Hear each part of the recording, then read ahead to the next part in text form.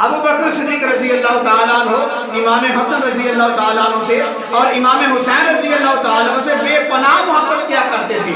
وہ ان دونوں شہزادوں کے ساتھ ان کی محبت کرنے کا انوکھا انداز ہوتا تھا۔ ایک مرتبہ کا واقعہ ہے، ابو بکر صدیق رضی اللہ تعالیٰ عنہ زور کی نماز پڑھا رہے تھے، کثیر تعداد میں صحابہ کرام ان کے پیچھے نماز پڑھ رہے تھے، اور علی رضی اللہ تعالیٰ عنہ وہ بھی ابو بکر صدیق کے پیچھے نماز ادا فرما رہے تھے۔ تو یہاں میں یہ بھی بتا دینا چاہتا ہوں میرے عزیز بھائی، ابو بکر صدیق رضی اللہ تعالیٰ عنہ حضرت علی کے بھی امام تھے۔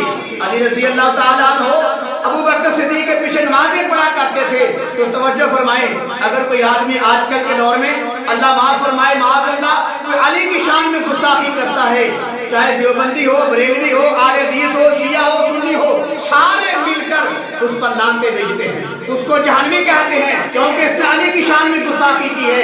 علی ہمارے امام ہیں رضی اللہ تعالیٰ عنہ، جو ان کی شان میں گستاخی کرے گا ہم سب اس کو کہتے ہیں یہ جہنمی ہے، یہ لعنتی ہے۔ تو میرے عزیز بھائی، جو علی کی شان میں گستاخی کرے وہ ہمارے امام ہیں، جو ہمارے امام کے بارے میں گستاخی کرے وہ جہنمی بھی ہے، لعنتی بھی ہے، اور جو علی کے امام ابو بکر کی گستاخی کرے بتاؤ وہ کتنا بڑا جہنمی ہوگا، کتنا بڑا لعنتی ہوگا۔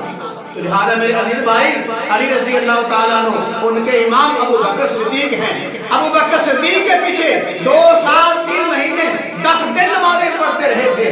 تو بہرحال میرے عزیز بھائی، میں بات کر رہا تھا، ابو بکر صدیق رضی اللہ تعالیٰ عنہ جب نماز پڑھا کے فارغ ہوتے ہیں تو علی رضی اللہ تعالیٰ عنہ اور ابو بکر صدیق رضی اللہ تعالیٰ عنہ دونوں ماشاءاللہ دونوں حضرات مسجد سے باہر تشریف لے جاتے ہیں، یا مسجد سے باہر نکلتے ہیں تو سامنے کیا دیکھتے ہیں؟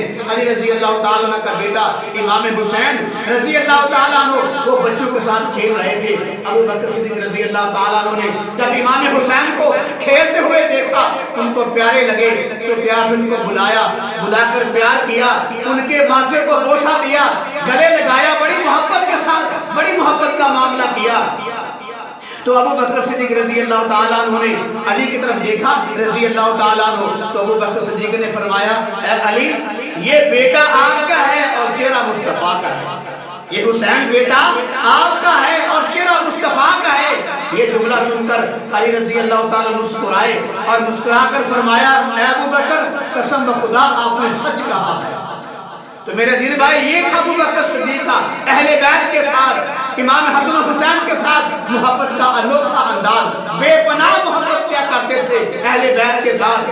مگر آج کل کچھ بدبخت ایسے لوگ ہیں دار فتح کا بہانہ بنا کر کہ ابو بکر نے حق نہیں دیا تھا۔ میں کہتا ہوں جو ابو بکر امام حسن و حسین کے ساتھ اتنی محبت کیا کرتے تھے، کیا معاذ اللہ کہ ان کی والدہ کو وہ حق کھا سکتے ہیں؟ میں یہاں پر یہ کہنا چاہتا ہوں لوگوں کو، جب ابو بکر صدیق پر الزام لگاتے ہیں، بہتان لگاتے ہیں کہ انہوں نے فاطمہ کا حق نہیں دیا تھا۔ حضرت فاطمہ رضی اللہ تعالی عنہا خود ایک مرتبہ اپنے ابا جی کے پاس گئی تھی، میرے امام الانبیاء کے پاس گئی تھی، کملی والے کے پاس خود گئی تھی۔ فاطمہ رضی اللہ تعالی عنہا بخاری شریف کے اندر آتا ہے، اور جا کر یہ مطالبہ کیا تھا کہ یا رسول اللہ وہ باغ فتح جو ہے وہ ہمارے نام لکھوا دیں، ہمارے نام لکھوا دیں۔ تو اللہ کے پیغمبر نے کیا جواب دیا تھا؟ توجہ فرمائے، اللہ کے پیغمبر نے فرمایا اے میری بیٹی فاطمہ، آپ سے زیادہ وہ لوگ حقدار ہیں جن کے والد جو ہیں بدر کے میدان میں شہید ہوئے ہیں، جو بدر کے شہداء ہیں ان کے بچے زیادہ حقدار ہیں کہ ان کو باغ فتح دیا جائے۔ اللہ کے نبی صلی اللہ علیہ وسلم نے فاطمہ رضی اللہ تعالی عنہا کو باغ فتح دینے سے انکار کر دیا تھا۔ اب ابو بکر صدیق کا نام لے کر کہ انہوں نے انکار کیا ہے، معاذ اللہ تم تبرہ کرتے ہو، معاذ اللہ کفر بکتے ہو۔ بتاؤ جب اللہ کے نبی نے انکار کر دیا تھا، بتاؤ نبی کے بارے میں کیا کہو گا؟